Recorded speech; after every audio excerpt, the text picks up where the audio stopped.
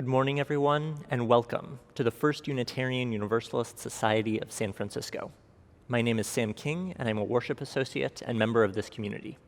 And my name is Meg McGuire. I've had the privilege of serving as your ministerial intern this year, and will be with you a few more weeks, including this Pride weekend.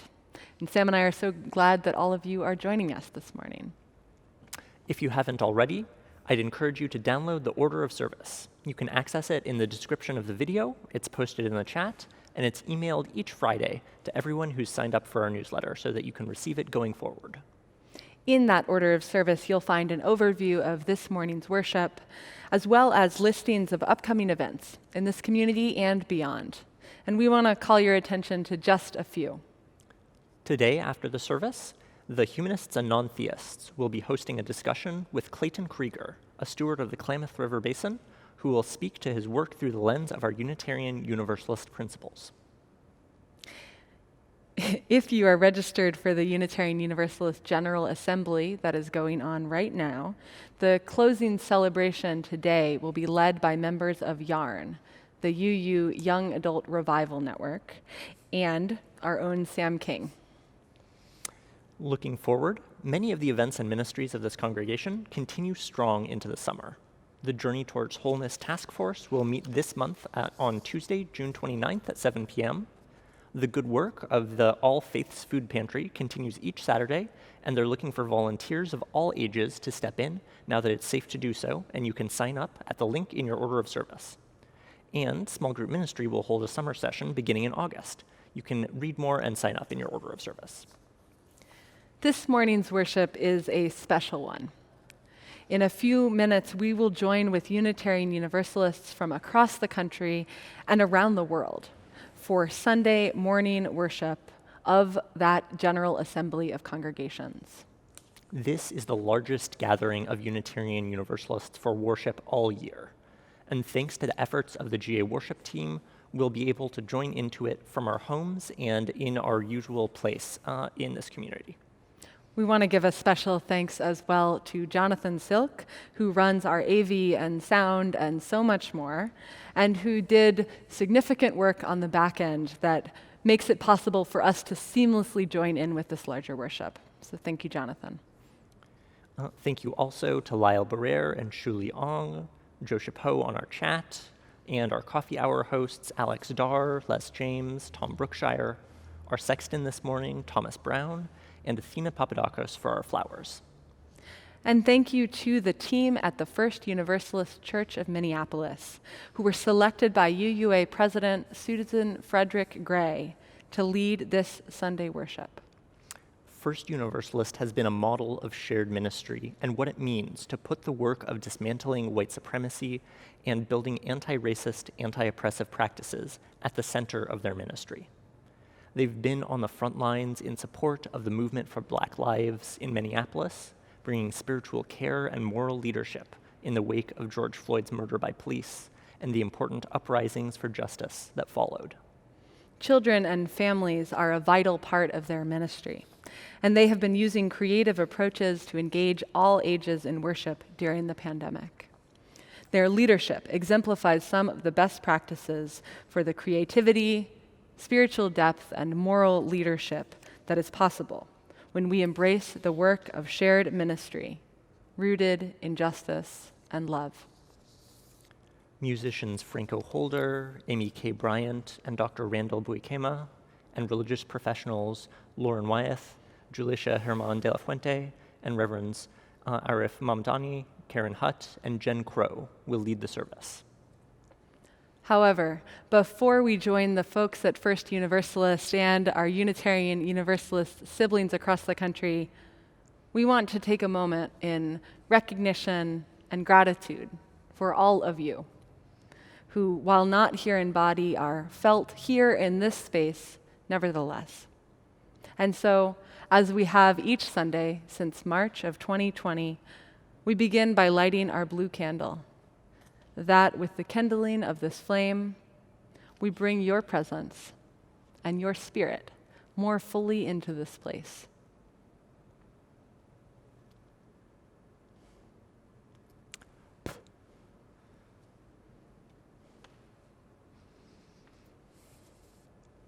We're so glad that you're here. Welcome to worship, everyone.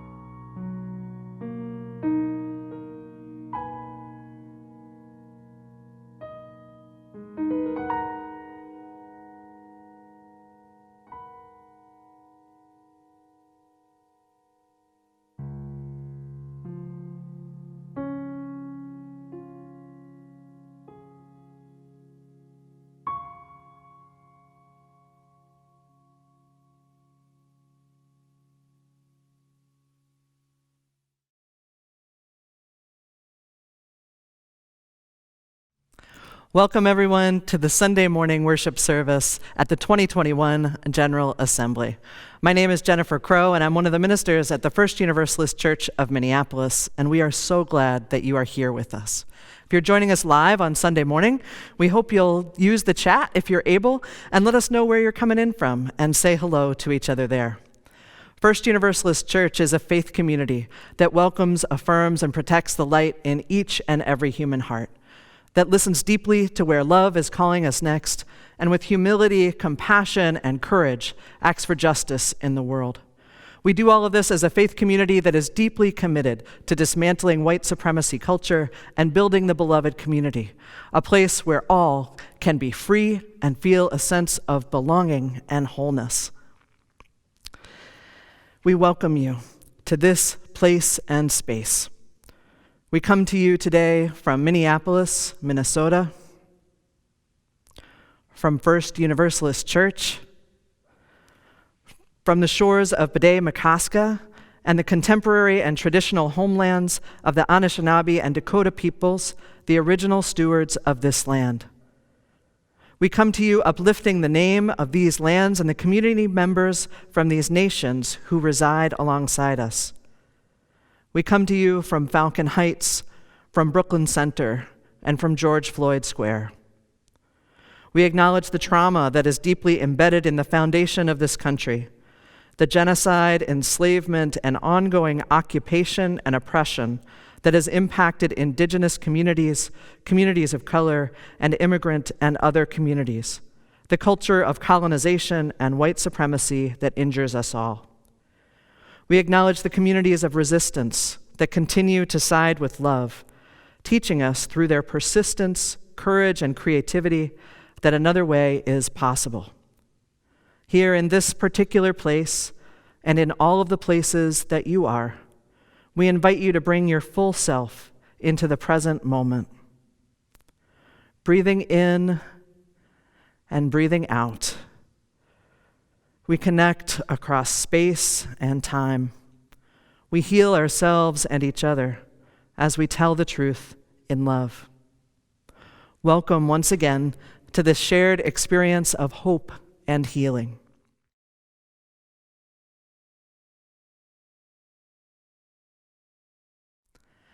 Our chalice lighting today is led by some of the members of First Universalist Church's single parents community. These families have been meeting faithfully together over Zoom throughout the pandemic, offering care and support to each other during these challenging times. Please join us in lighting your own chalice as we light our chalice led by Reverend Sarah Smalley and these families. Please join in the words for the lighting of the chalice. Love is the spirit of this church, and service is its law. This is our great covenant. Together in peace. To dwell together in peace. To Seek the truth in love. And to help one another.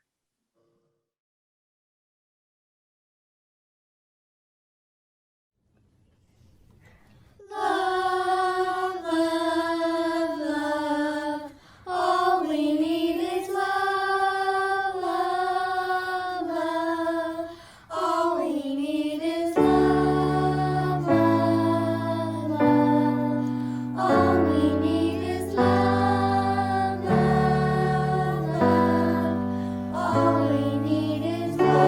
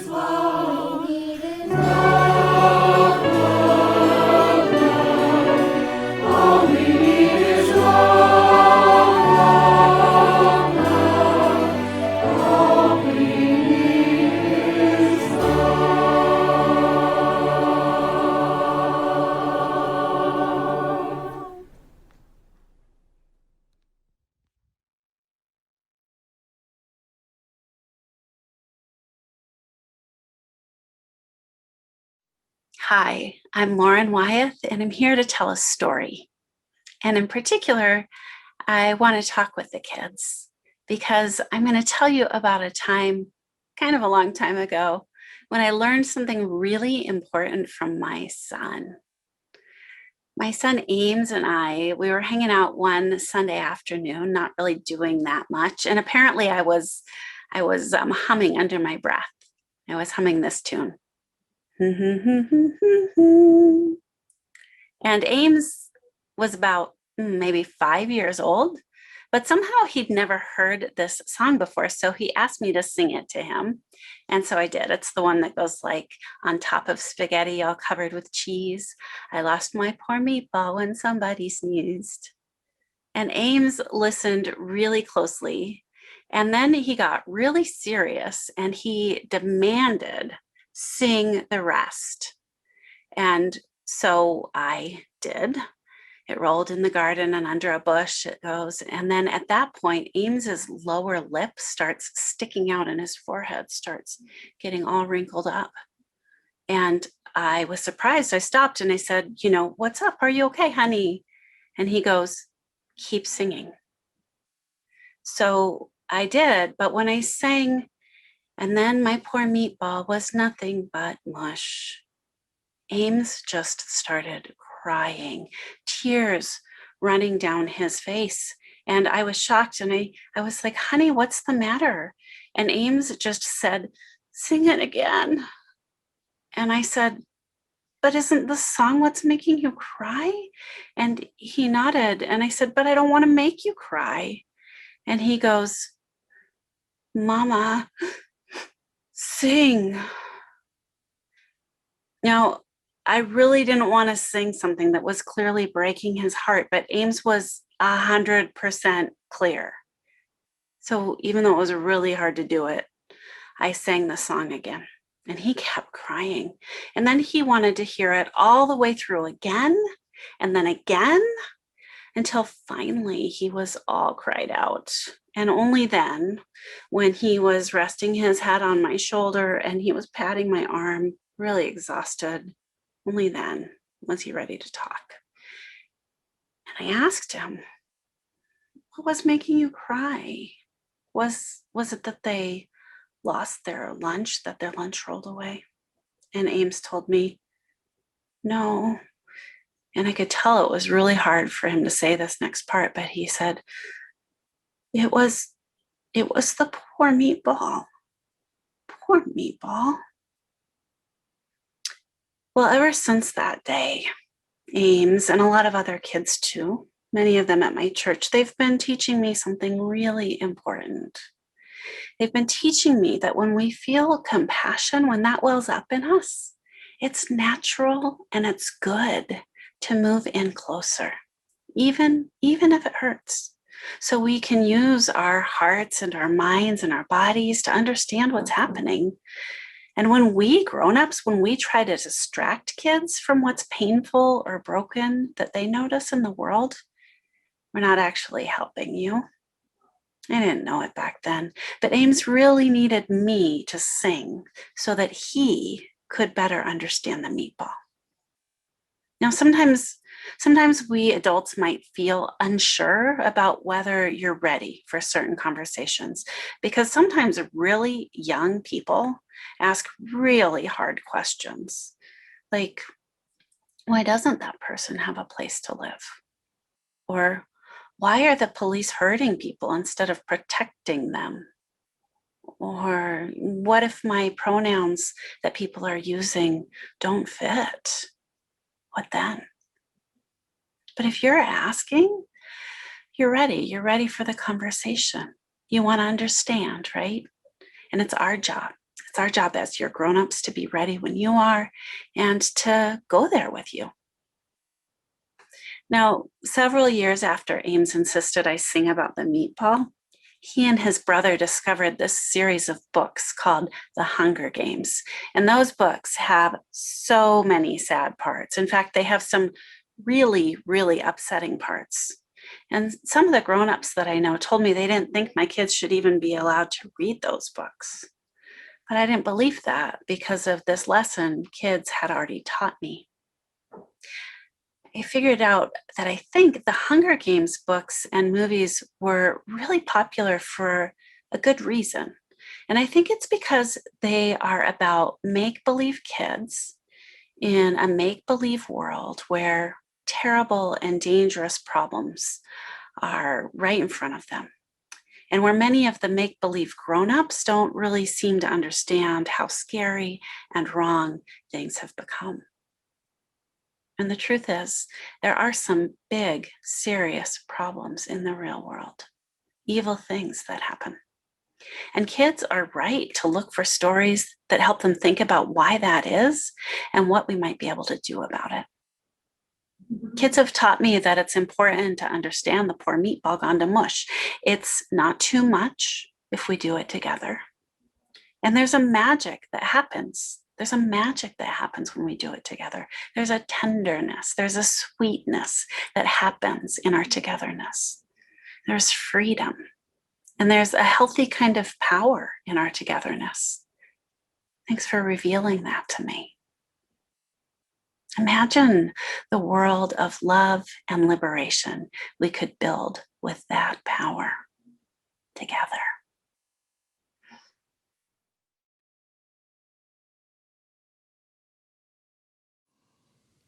As we do every year at General Assembly, this morning's offering will go to a 501c3 that describes themselves as a multiracial, interfaith organization committed to justice issues of greatest importance to the residents of Milwaukee, a city afflicted with racialized and concentrated poverty. This year's collection will benefit Micah, Milwaukee Inner City Congregations Allied for Hope, and joining us now with more information is Lisa Jones, Micah's executive director and lead organizer. We rise. Hello, Universalists and Unitarian siblings. My name is Lisa Jones, executive director and lead organizer at Micah, Milwaukee Inner City Congregations Allied for Hope. Micah thanks Unitarian Universalist Assembly and our local UU congregation for choosing us to be your special plate collection for your General Assembly. Micah, since 1988, has been on the ground and in the fight for permanent beloved community that Dr. King spoke about. I'd like to share with you a video of our work over the last 2 years. My friends, let's rise up together to make Milwaukee, Wisconsin, and the nation a healthy community free from all oppressions. We rise, humbly hearted rise,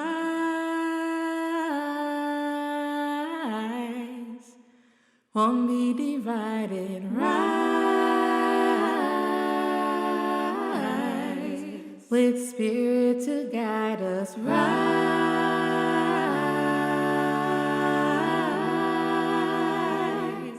in hope, in prayer, we find ourselves here. In hope, in prayer, we're right here. In hope, in prayer, we find ourselves here. In hope, in prayer, we're right here, and we rise.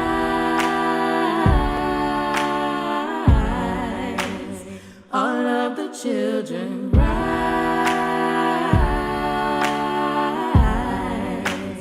Elders with wisdom rise. Ancestors surround us, rise.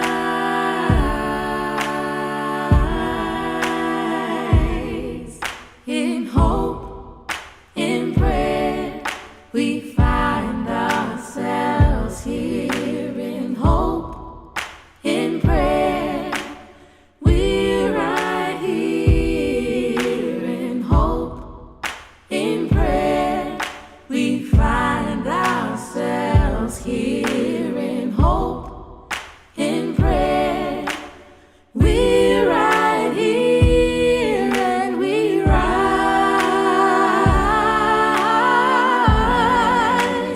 up from the wreckage, rise with tears and with courage, rise fighting for life, we rise.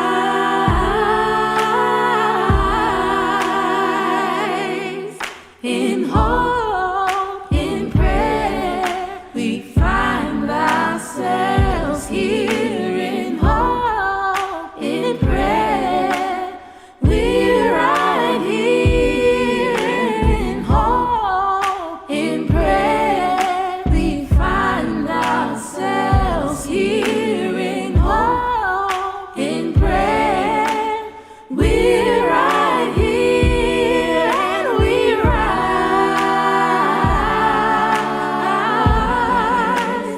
Humbly hearted rise, won't be divided, rise, with spirit to guide us,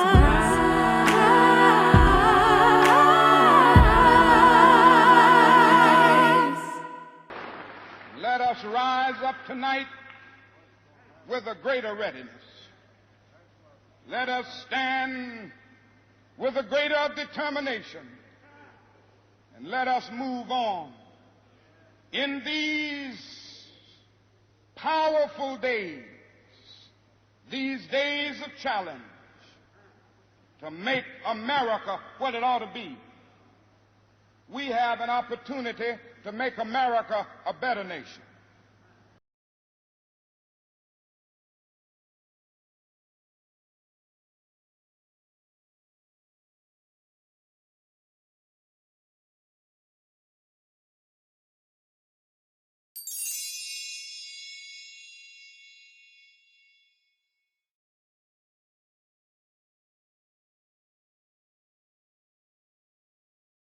Good morning. I'm Aimee K. Bryant. I'm the artist in residence here at First Universalist Church in Minneapolis.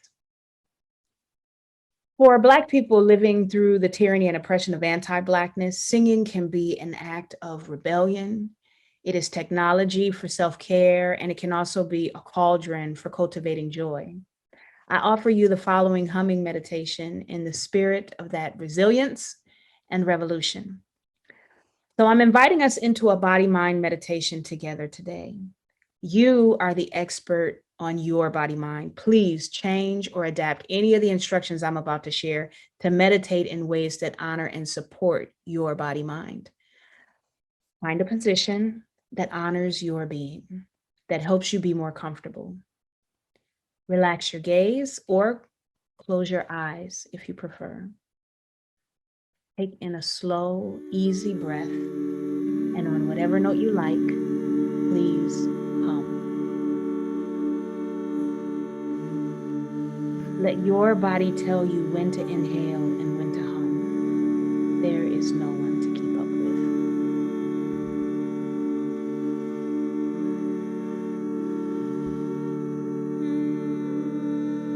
with. If you leave a little space between your top and bottom teeth, you may feel the vibration of your voice on your closed lips. As you hum, give all of your attention to the feeling of the hum in your body.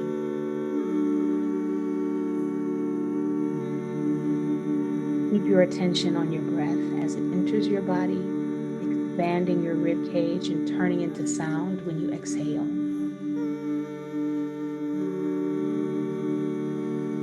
Feel free to change notes as often as you like, and as you raise and lower the notes, notice how the location of the vibration changes.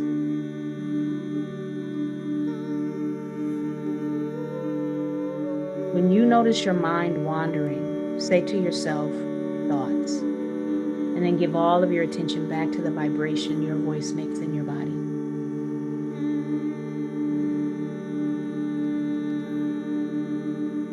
When you need to rest your mind, you can take a little refuge in the feeling of your own voice.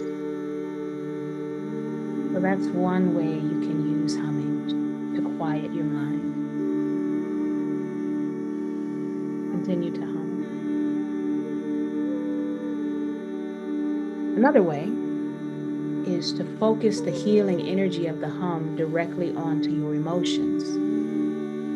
As you continue to focus on your breath and vibration, take a moment to identify where whatever emotion you're feeling is living in your body. Let go of the story, the why of it, and just observe the emotion in your body.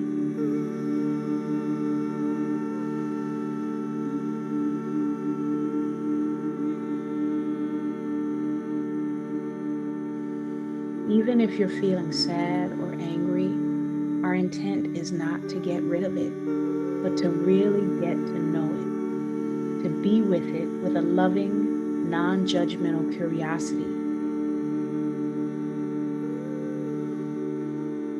If you are happy and hopeful, really pay attention to that too. What is the sensation of the emotion in your body?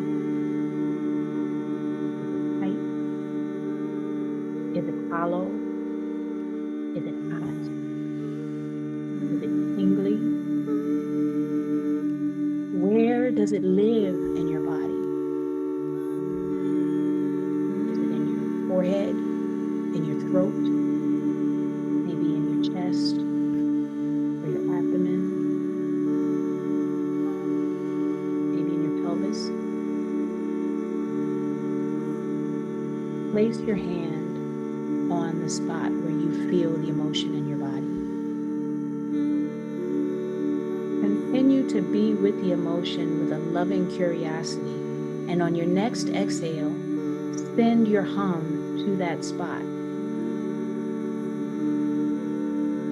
Really bathe that emotion and that part of your body in the healing sound and vibration of your voice. Give it a vibrational massage. You can sing to your sadness and your anger. You can acknowledge when you're having a hard time and still love yourself through it, even the hurting part of yourself. And you can amplify your joy. I'll stop talking. You keep humming.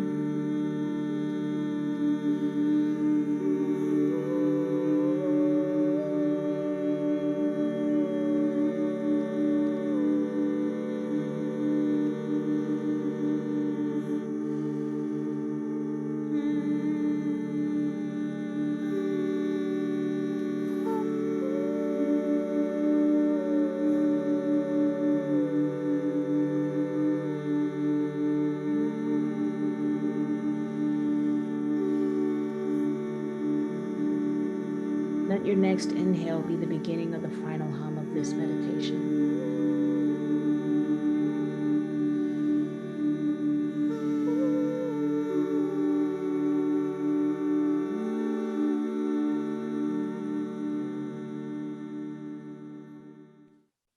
Now that you've stopped singing, notice how your body feels now.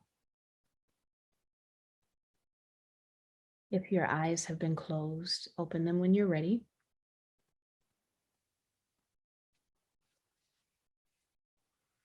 Singing is a component in rituals across cultures because of its healing power. I know part of the way that Black people survived slavery and all of the oppression since is by singing our way through. And you can sing your way through too.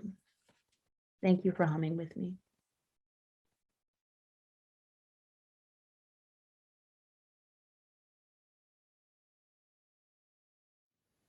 My name is Arif. Welcome to a time of prayer. I invite you to put down what you're holding. Let your body come into presence and awareness. Yo soy Julica. Te invito a un espacio sagrado.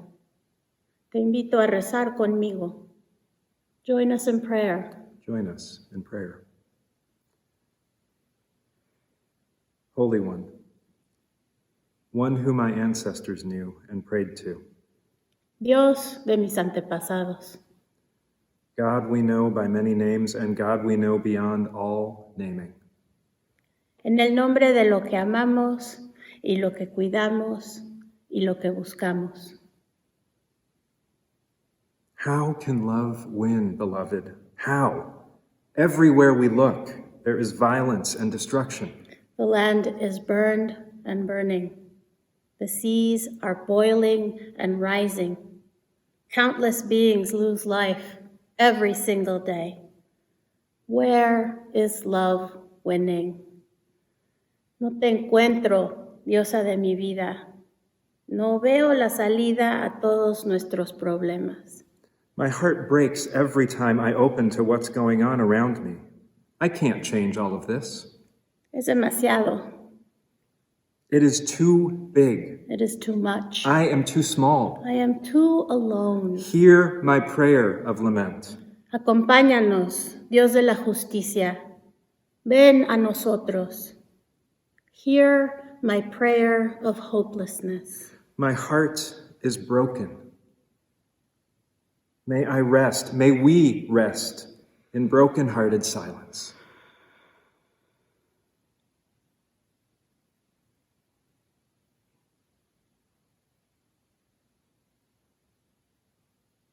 And I invite you to share, as you feel moved, what your broken heart is carrying.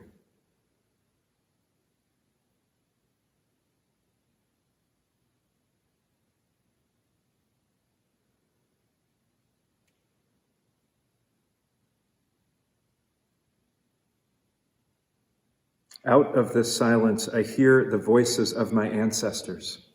I hear the call of the future. My great-great-grandchildren call to me. The world is too big when I make it too big. My work, our work, is maybe not to win, but just to try. Maybe love is already winning. El amor ya está ganando. My great-great-grandchildren are cheering us on. You don't have to win everything, just hold the space. Just hold the space. We are coming. Ya venimos.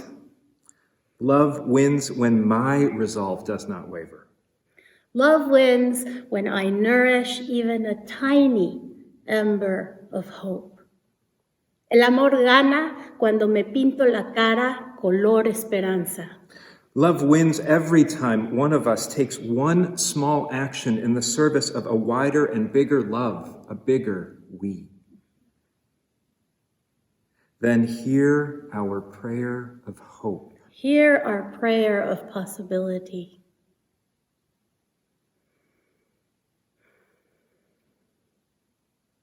Where in your life is love winning even now? Speak it in your living room, in your bedroom, wherever you are joining us in prayer. Speak it out loud. Speak your hope.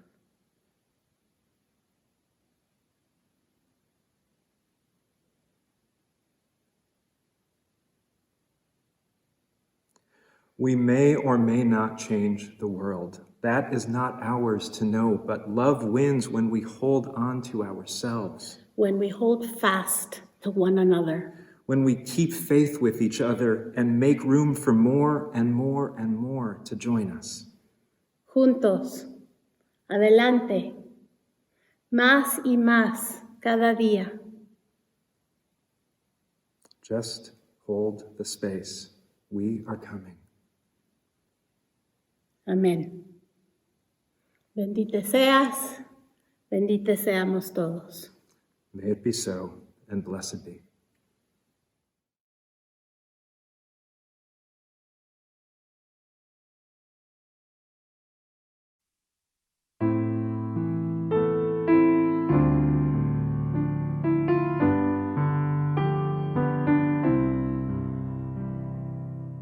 Spirit of life, come unto me, sing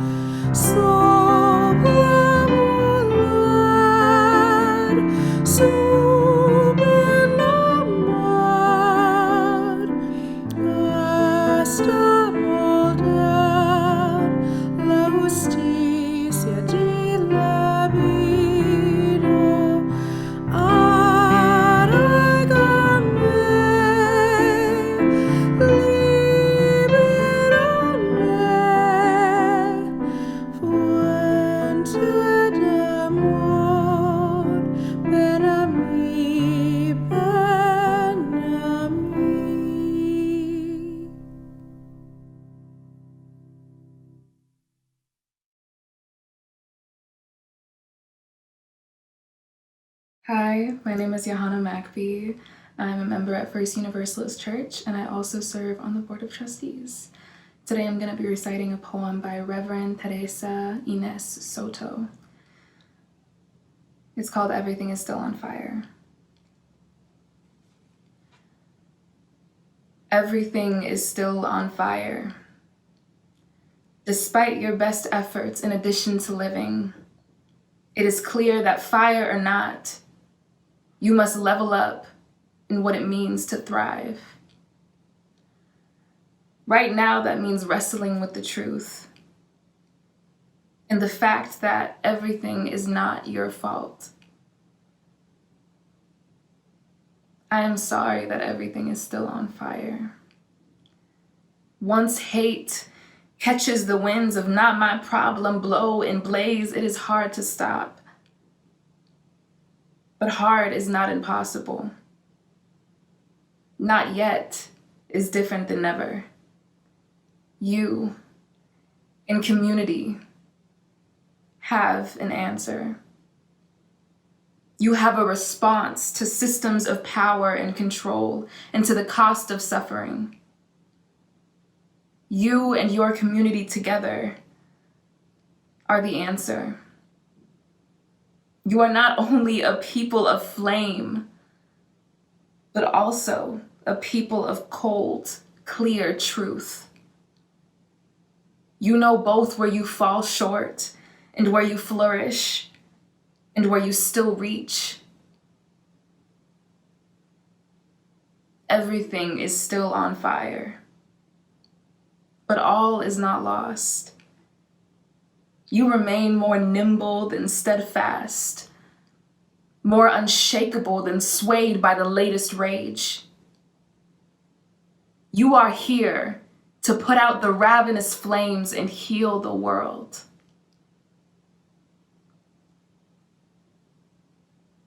Enough is enough. Everything is still on fire.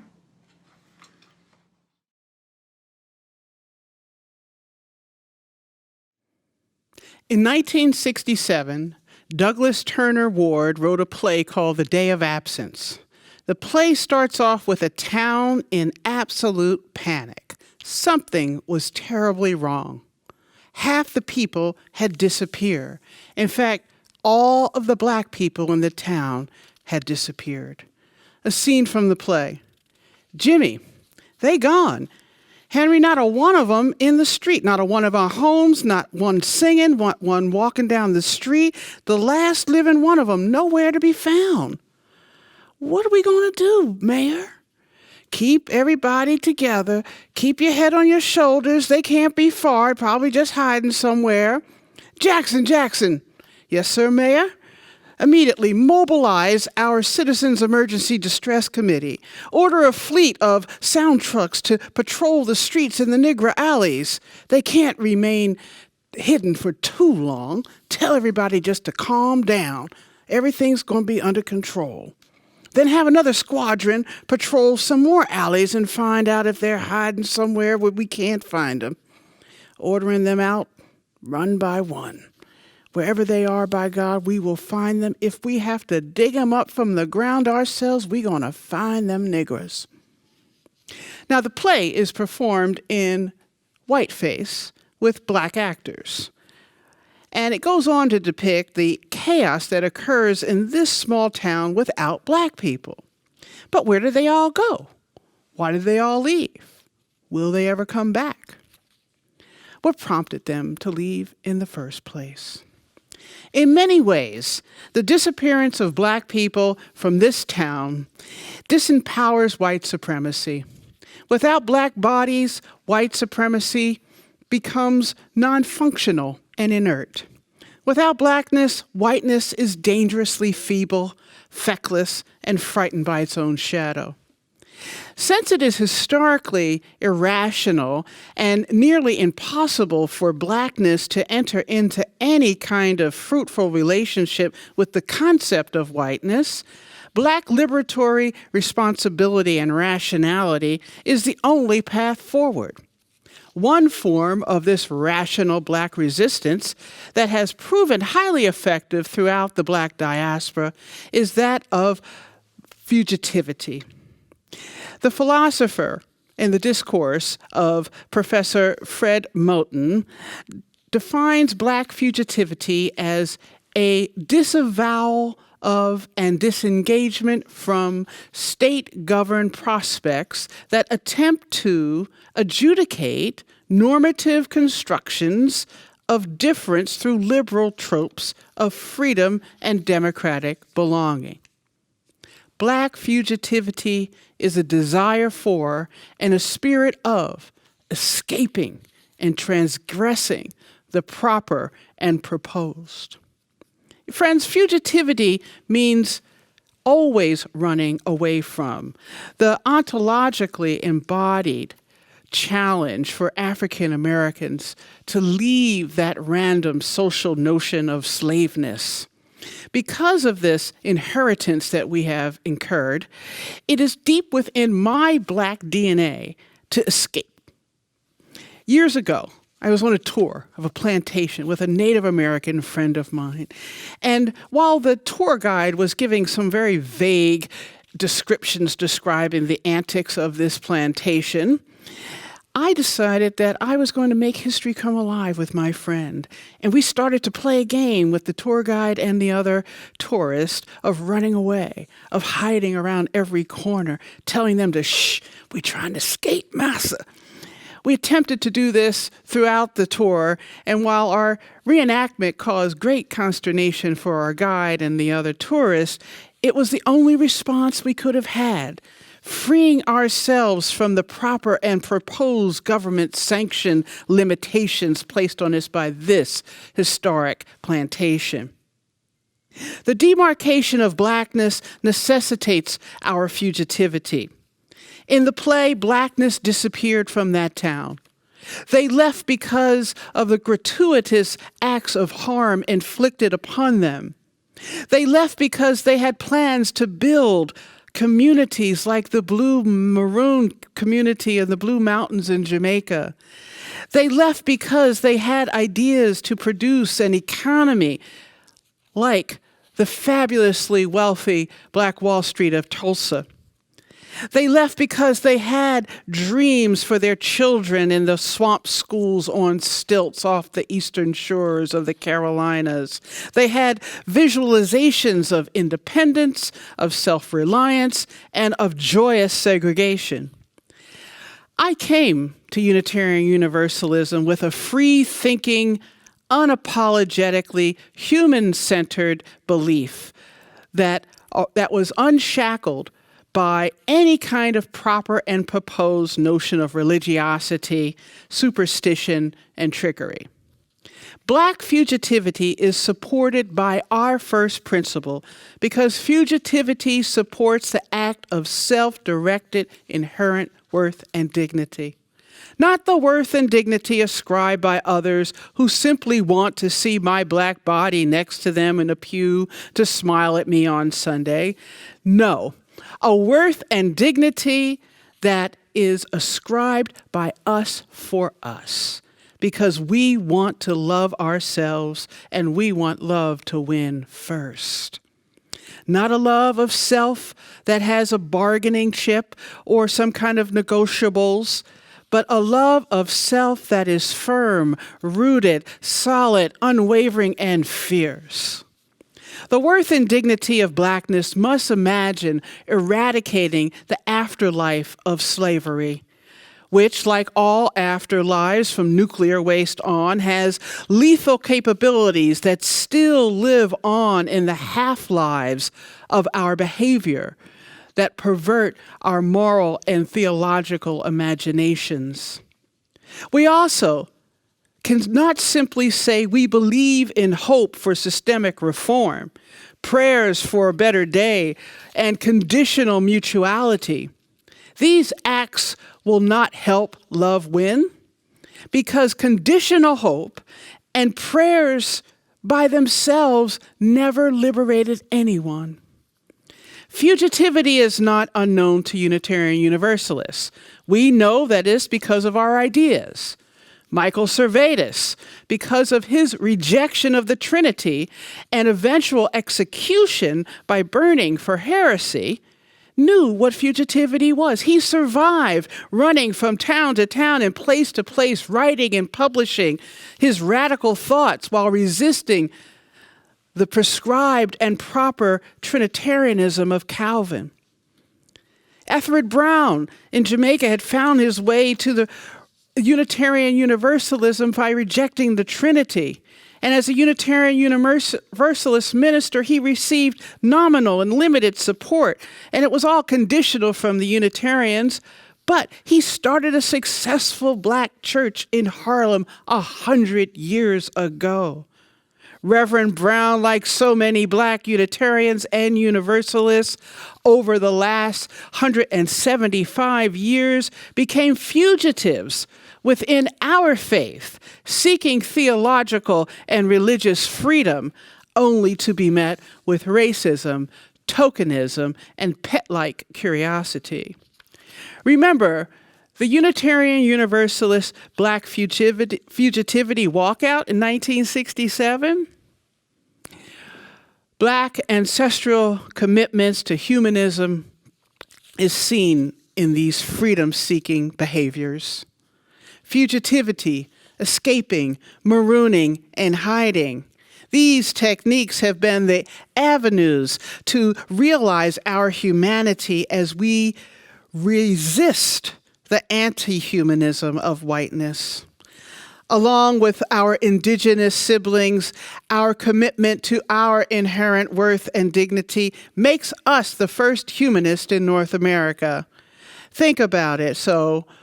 Think about it, friends. Think about it. Will the black people ever come back to that town?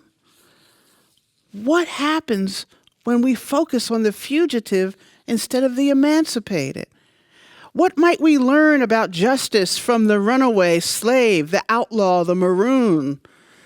Is justice something that is state-sponsored and can be bestowed, or must it be fashioned from the broken shards and bits and pieces of life in the swamps and the hills seeking freedom?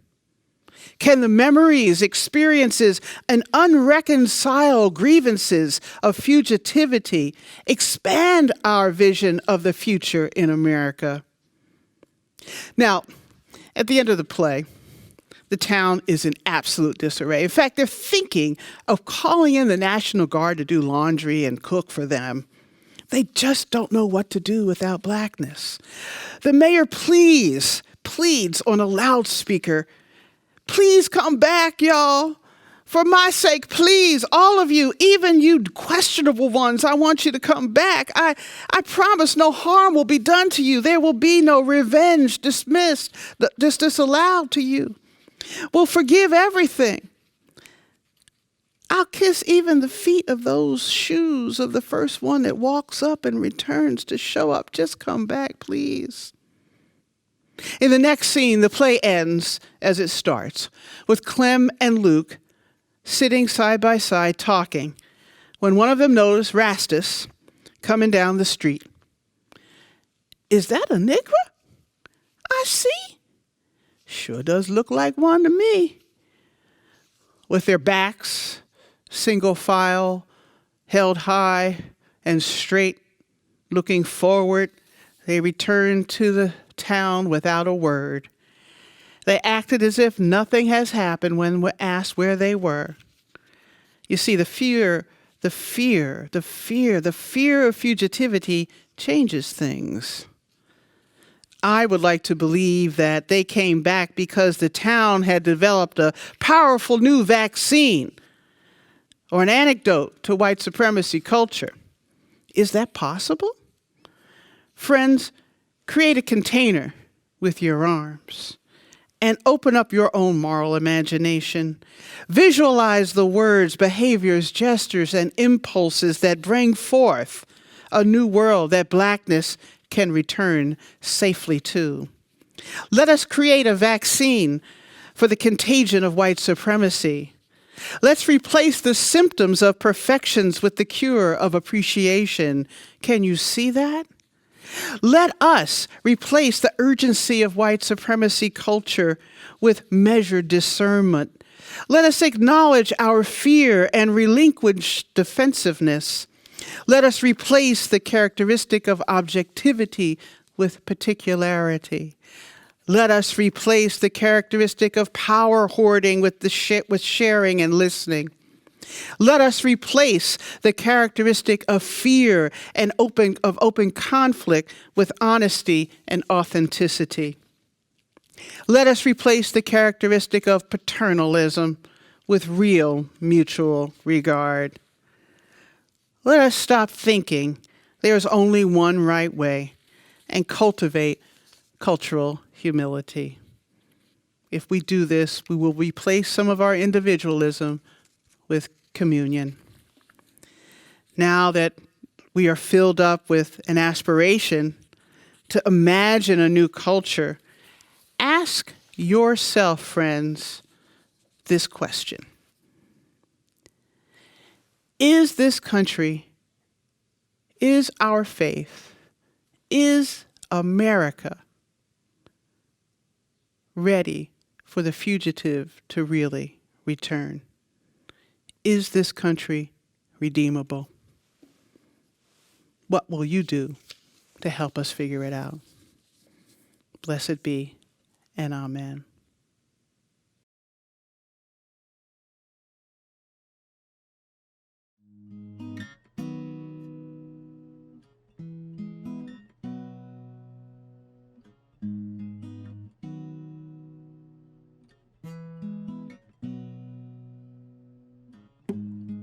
To admit I'm in the rough. Try to forget, but it's just so tough, yeah. Hungry for peace, and whenever I ease it, the more it just breaks me down. No, but I still hang on. So if there's no pressure, there'll be no diamonds. So I don't mind it coming my way, no. I'm tired of putting out the fire. Freedom is all I desire. If there's no pressure, there'll be no diamonds. And I know I will be a diamond. Diamond, diamond, I know I will be a diamond, diamond, diamond,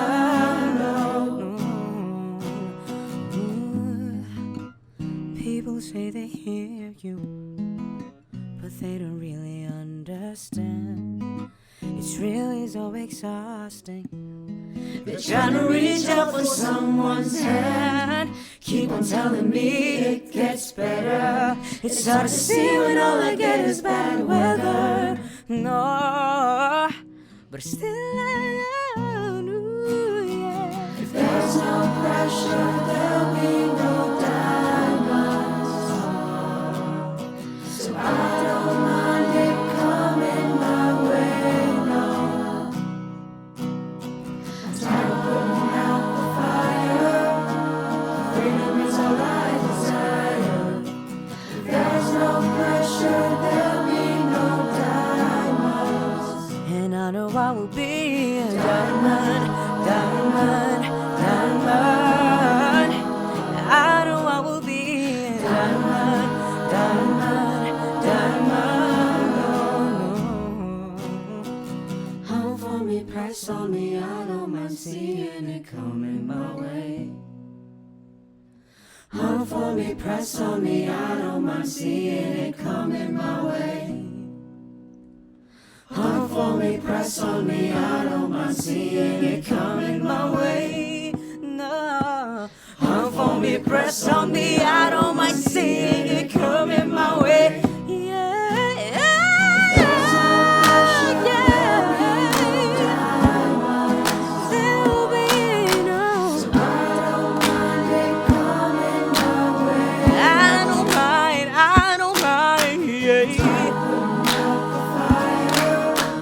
Freedom is alive.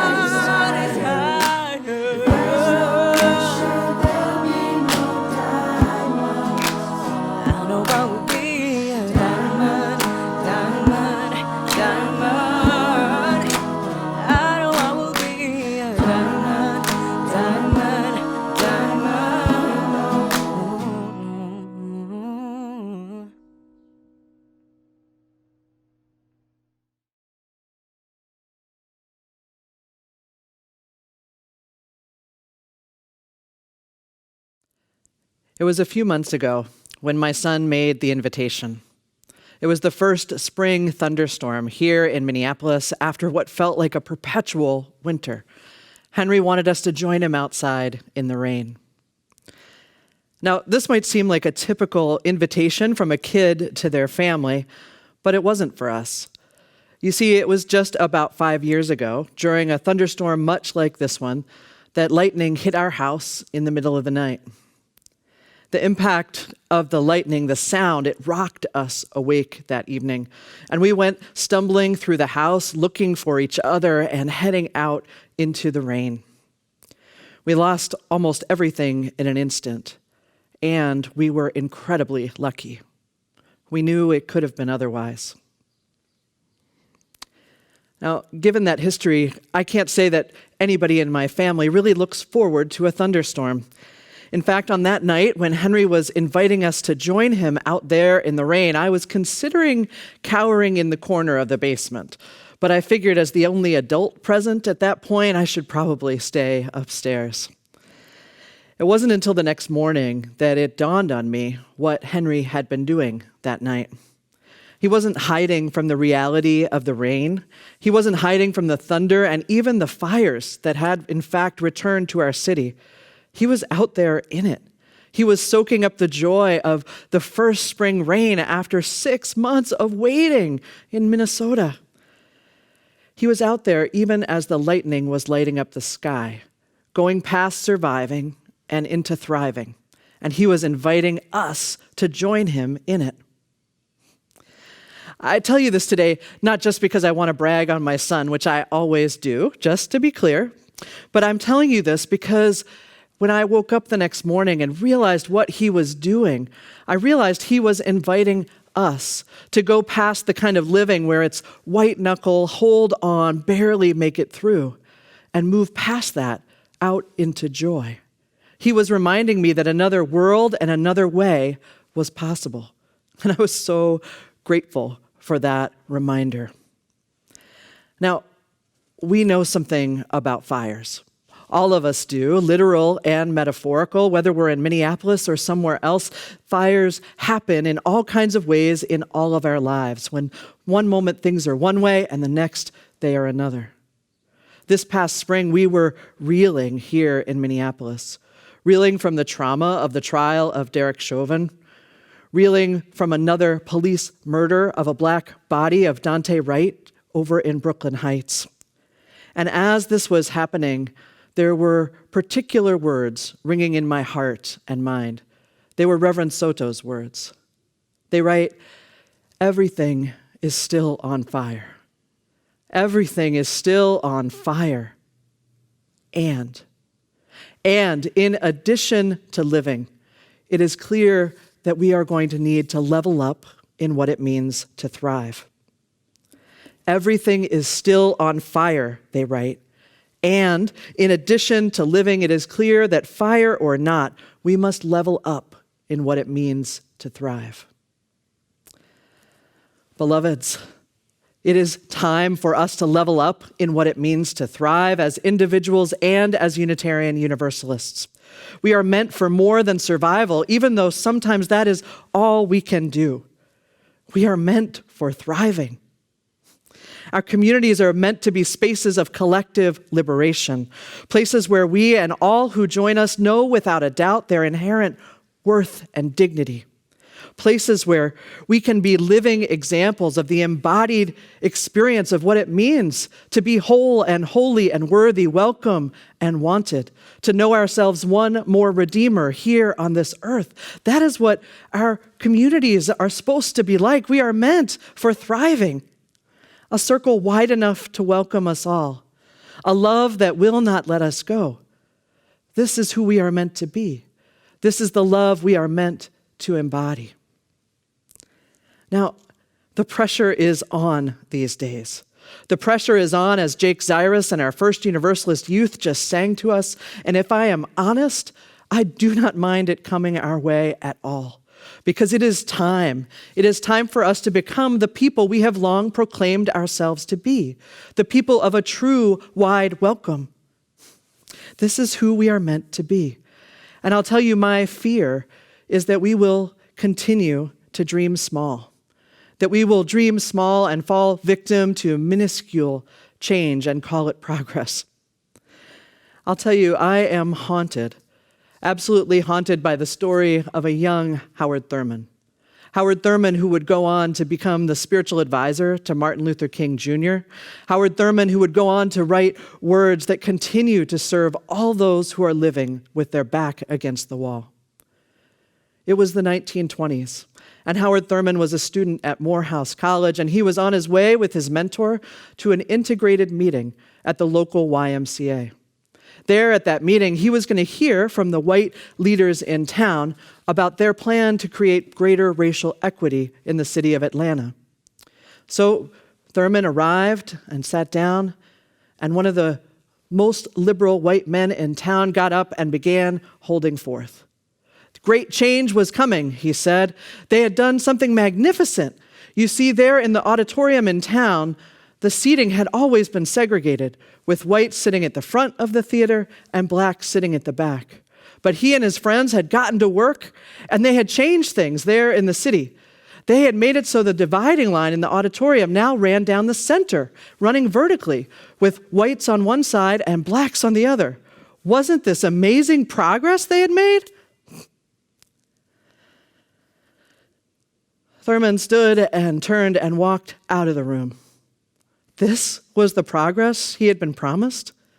Was this really the best that the well-meaning white folks in power could come up with? Simply a moving around of the lines that divided them? Such discouragement, so much frustration.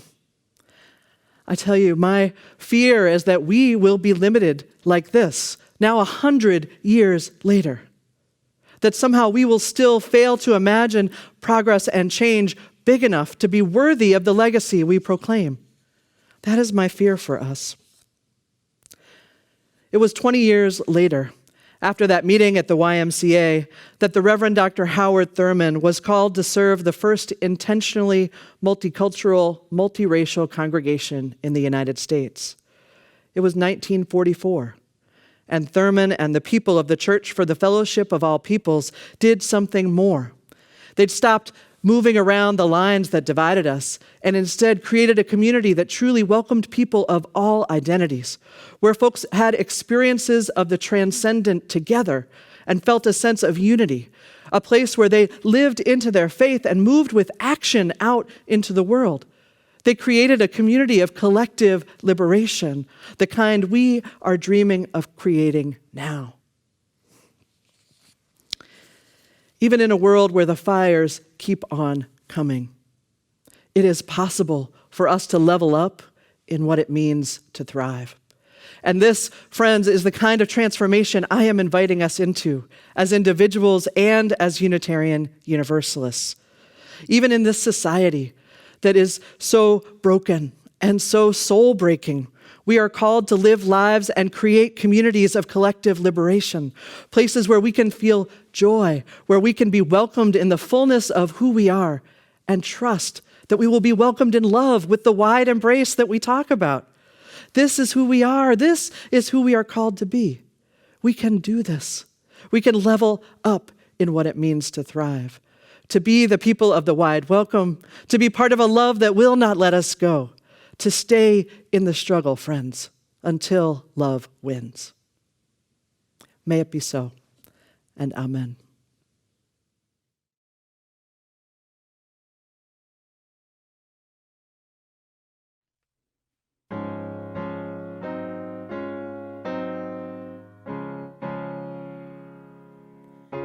Joyful, joyful love, we adore thee. God of glory, word of love. Hearts unfold like flowers before thee. Hail thee as the sun above. Melt the clouds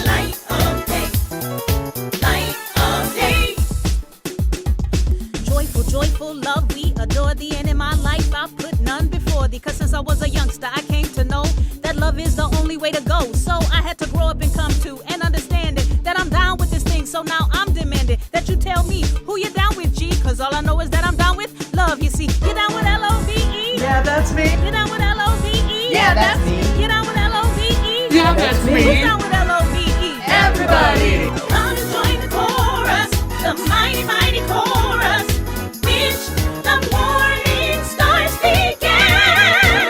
The option of love is right before us. By the way, what have you done for love lately? Ooh, yeah. What have you done for love lately? Love watches over everything, so we sing joyful, joyful love. We adore thee, God of glory, word of love. Hearts unfold like flowers before thee. Hail thee as the Son above. Hail the clouds of gloom and sadness. Drive the dark cloud away. Drive it away, giver of immortal gladness. Heal us. Joyful, joyful, we adore thee. Heal us. God of glory, word of love. Heal us. Hearts unfold like flowers before thee. Heal us. Hailing to the Son above. Heal us. Melt the clouds of gloom and sadness. Heal us. Drive the dark of doubt away. Heal us. Giver of immortal gladness. Heal us. Fill us with the light. Fill us with the light. Fill us with the light of day. Light of day.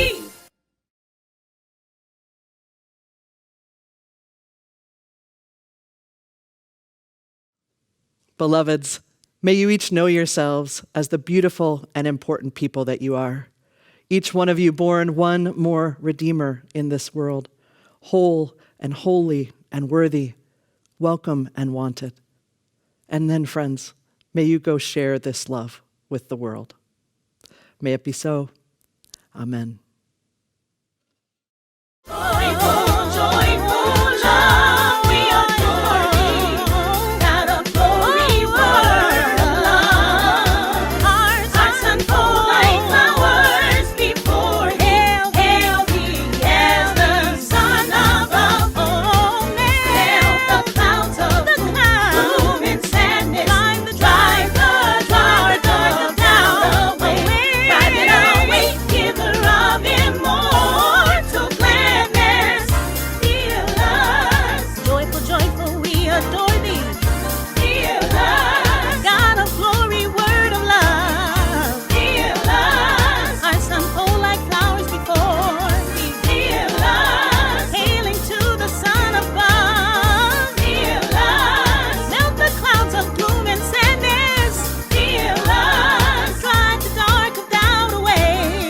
Heal us. Giver of immortal gladness. Heal us. Fill us with the light. Fill us with the light. Fill us with the light of day. Light of day. It is so good to be together, and so good to gather as a larger faith movement. Thank you for joining us. And now, with our congregation, we hope that you'll join us in coffee hour. The link is posted in the chat and in your order of service. Go in peace and go with love.